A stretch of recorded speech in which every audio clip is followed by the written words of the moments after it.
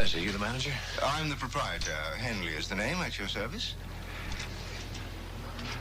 You remind me of someone. Oh, it's on the tip of my tongue. Are you in the cinema? No, sir. My name is Steve Austin. Well, I did a little filming on the moon once, but... The astronaut, Colonel Austin. Of course, I knew you were a celebrity of some kind. Colonel Austin, if you don't mind my asking, what was the moon actually like? Well, have you ever been in the middle of Wyoming on a clear night? No, I don't believe I have. Well, that's what it was like being on the moon. Really? Wyoming. I must visit there sometime.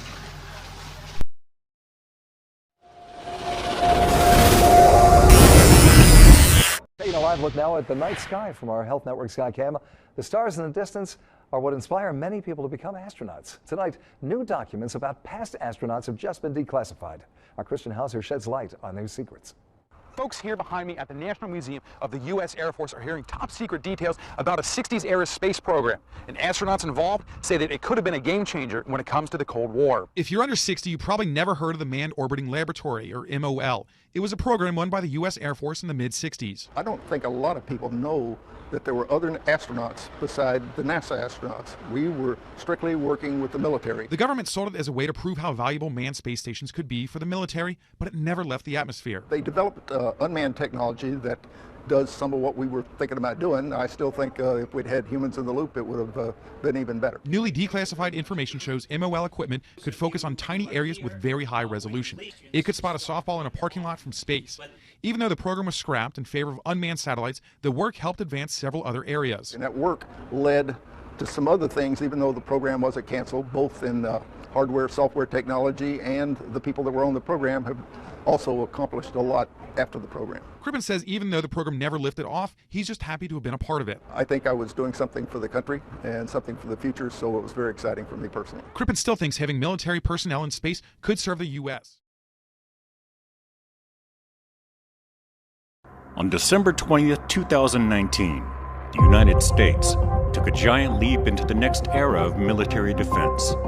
Recognizing the threat to U.S. national interests, a new force was established to protect our freedom to access and operate in space, the United States Space Force. With a mission to keep the space domain secure, stable, and accessible, the United States Space Force will protect U.S. and allied interests in space and provide new and current space capabilities. But this can't be done alone, nor will it be. Since 1917, the Air Force Research Laboratory has been leading the discovery, development, and delivery of warfighting technologies for our air, space, and cyberspace forces. Since 1917, the Air Force Research Laboratory has been leading the discovery, development, and delivery of warfighting technologies for our air, space, and cyberspace forces. Already on board, AFRL is continuing to provide the technology and resources necessary to help the United States Space Force build a comprehensive military advantage in space.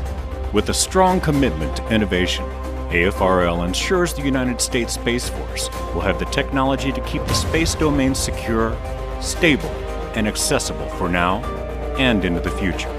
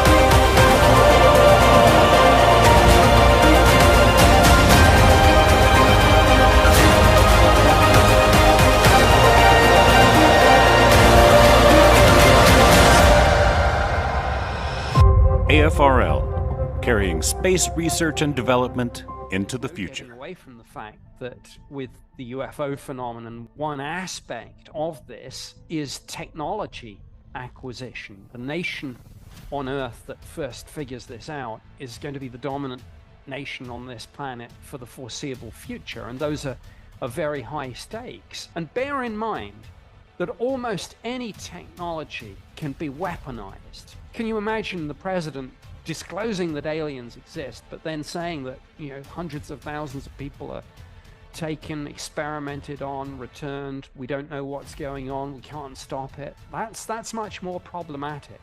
And so now what we've got is a kind of new space race where it's not just nation states in the game, but corporations too, which is why I think it's very appropriate that the Secret Space Program Conference is taking place here in Silicon Valley. This is something that's going to impact almost every aspect of our lives: science, religion, technology, politics, economics.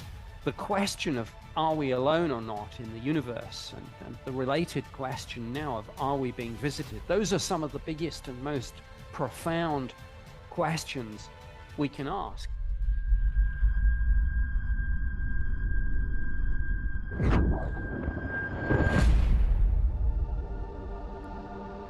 Today, space is essential not only to our way of life, it's absolutely critical to the modern way of war.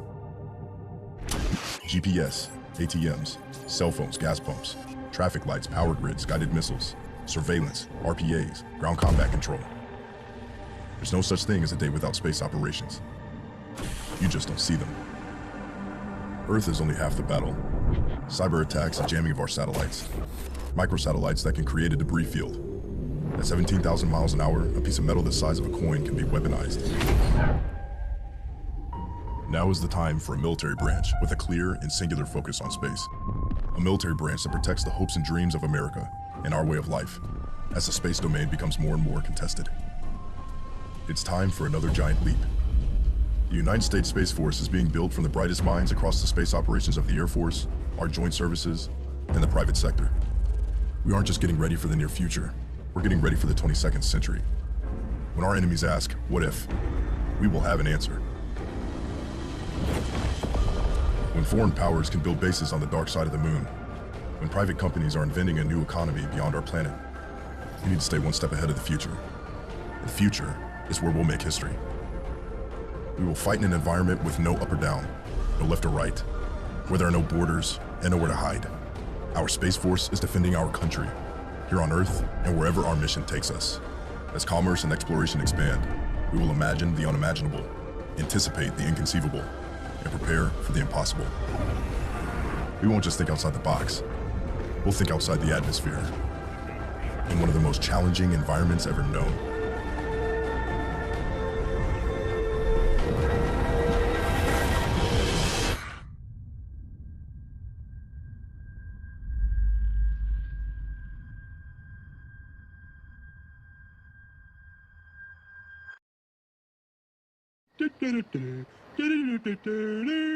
So anyway, we get in our car and take the bridge out of town. While all the while they're still going. Dad, they're firing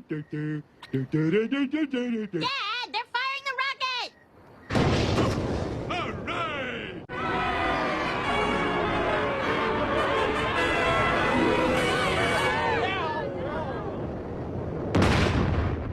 All right! It blew up the bridge! We're doomed! It's times like this I wish I were a religious man. It's all over, people. We don't have a prayer. Ah! My fruit is better than gold, yea, than fine gold, and my revenue than choice silver. I lead in the way of righteousness in the midst of the paths of judgment, that I may cause those that love me to inherit substance, and I will fill their treasures. The Lord possessed me in the beginning of his way, before his works of old. I was set up from everlasting, from the beginning, or ever the earth was. When there were no depths, I was brought forth, when there were no fountains abounding with water. Before the mountains were settled, before the hills was I brought forth, while as yet he had not made the earth, nor the fields, nor the highest part of the dust of the world. When he prepared the heavens, I was there. When he set a compass upon the face of the depth, when he established the clouds above, when he strengthened the fountains of the deep, when he gave to the sea his decree that the water should not pass his commandment, when he appointed the foundations of the earth, then I was by him, as one brought up with him, and I was daily his delight, rejoicing always before him, rejoicing in the habitable part of his earth, and my delights were with the sons of men. Now therefore hearken unto me, O ye children, for blessed are they that keep my ways. Hear instruction, and be wise, and refuse it not. Blessed is the man that heareth me, watching daily at my gates, waiting at the posts of my doors. For whoso findeth me, findeth life, and shall obtain favor of the Lord.